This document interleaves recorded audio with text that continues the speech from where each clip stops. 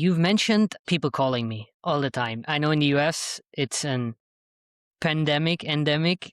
Here in Europe, it's starting to get more and more. My wife is getting calls every day. I get them frequently. It's also happening in Europe that our phone numbers are out there and just scammers are calling us all the time. First question, what can I do to prevent that going forward? And what can I do once it happens? Yeah. So I am asked that question quite a bit. And my unfortunate answer is not a lot. Hmm.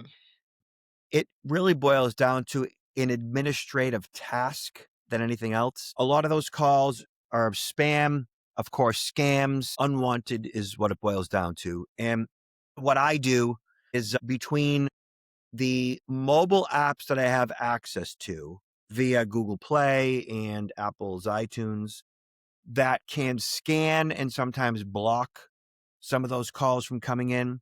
It's an administrative thing to begin with. Blacklists or blocked lists, marking it as spam. And your carrier, whoever you use for your mobile carrier, they may have additional tools, apps that you can download that may assist in blocking or recognizing that it's spam or scams in some cases. Again, it's more of an administerial process than it is, you know, one stop, install this app and you're good solution.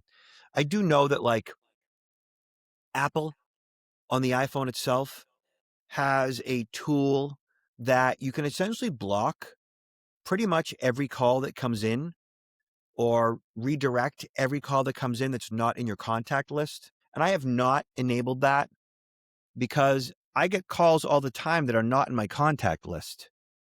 They call that like a false positive, like it's blocking good phone numbers. And that's problematic for me.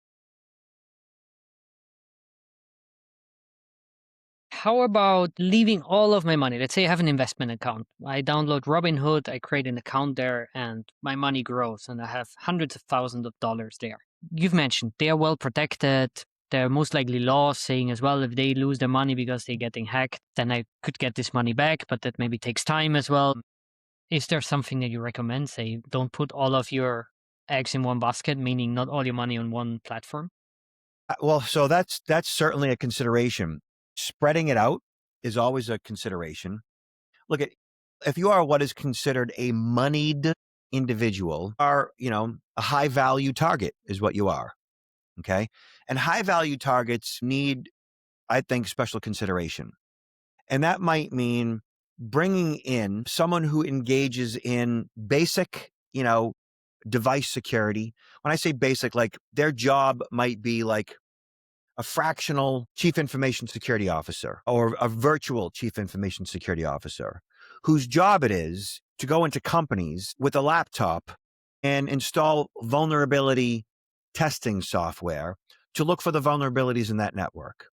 And if you are a wealthy or moneyed individual, you can consider yourself, a target, and it might be worth several hundred or even $1,000 to have a fractional CISO or a virtual CISO to come in and even just take your own device, your own mobile phone, your own wireless network, your own setup to determine, okay, how would I hack you? And how would I protect, my data, my network? And you'd be surprised at what they can find.